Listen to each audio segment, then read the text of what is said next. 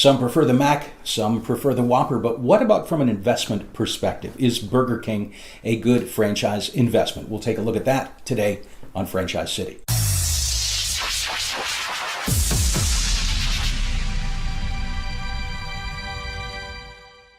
Taken from their 2018 franchise disclosure document, it will cost you between $323,000 and $3.1 million to open a Burger King location of your own. Now, keep in mind, however, that lower number is nowhere near the actual costs. You should be prepared to invest well over $1 million for a traditional location.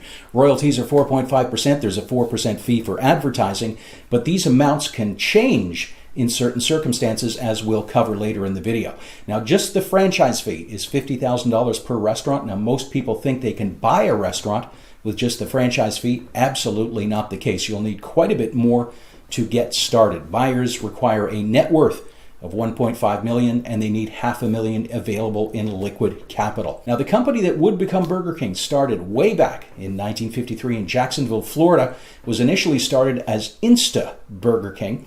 And it's interesting, back then the quick-serve restaurant model was considered unique, and ads like this one pointed out the benefits of no tipping. Today, we just take that for granted. Now, back then, a burger would set you back 18 cents, add some cheese for a nickel.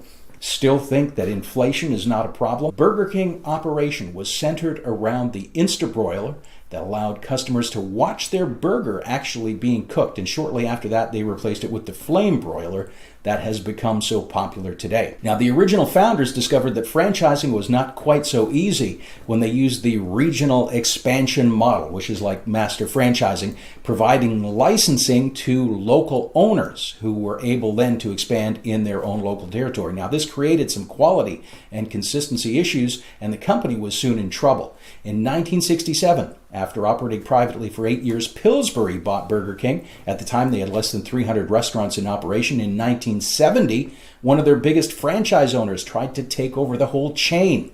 And it's at that time that they switched to the individual store licensing model to maintain control corporately. In 2017, Burger King has over 7,000 units in operation throughout the USA. In 2010, the brand was purchased by 3G for $3.26 million.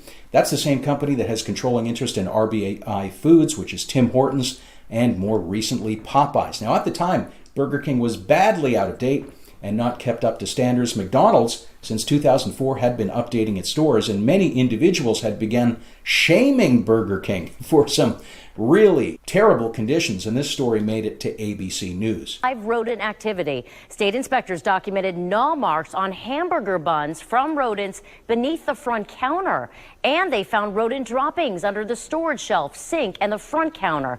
Food temperatures were also an issue here, with eggs and butter packets at dangerous temperatures and food stored on the floor, including salt. So rats eating the buns.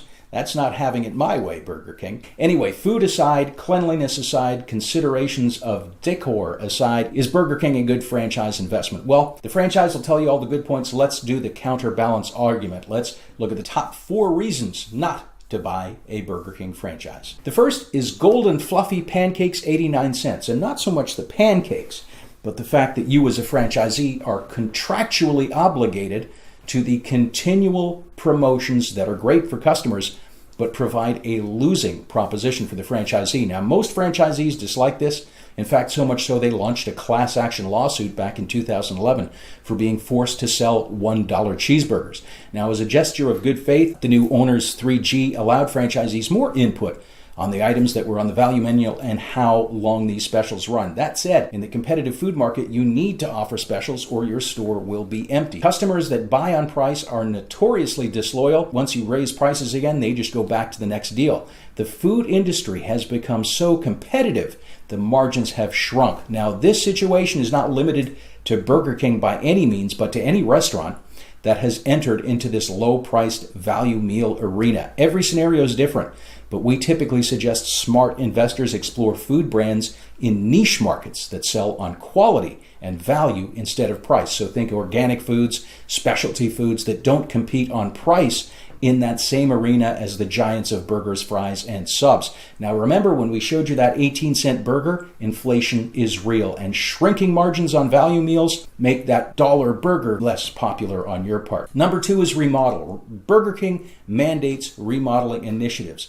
And of course, these remodeled stores look better and they're more profitable. And it's also nice that rats haven't chewed on the buns. But who do you think pays for these remodels? That's going to be you, the franchisee. Burger King remodeling costs are higher than many other brands. They're going to cost you between $300,000 to $600,000 every store. We've seen about $500,000 as the norm. Now, you've got to sell an awful lot of 89-cent pancakes to cover that. Number 3 is profits. And when you consider you just dropped $1.5 million, Burger King is comparatively not very lucrative. The average sales for a Burger King restaurant are only $1.3 million. When we look here at the QSR 50, that number is almost $1.3 million a year lower than McDonald's. And if you watched our McDonald's video, you'll see that the owner's net profit, even with them, is not that impressive. Now, there's new emerging food franchises that show AUVs of over $1 million with 1/4 of the investment and 20% margins. Give Franchise City a call for details. Now, number 4 is 3G. One of the many tools that we use to help clients choose a franchise is a psychometric assessment. And one of the modules in there looks at what type of a company culture would be a good match for their personality and their operational preference. Most people don't even think about that, let alone use it to guide their decision. But every franchise has a very distinct culture, and certain personalities will have a very hard time dealing with 3G, the RBI group at Burger King. 3G has a reputation of being very effective at cutting costs and streamlining processes, but they've also been perceived as being hard on the franchisees. And the battle with Tim Hortons franchisees in Canada recently has brought that to light. And I'll place a link at the end of this video on what's going on with Tim Hortons. A little bit of trivia: if you Google the address 7146 Beach Boulevard in Jacksonville, Florida, you'll find this little old restaurant called Stan's. And this building was actually the birthplace of the very first Burger King location ever. Everyone thinks they're making a great franchise decision. Most are not. We help buyers make informed decisions. You can learn more about us by clicking this link. Don't forget to like and subscribe and hit the bell for updates. Thanks for watching.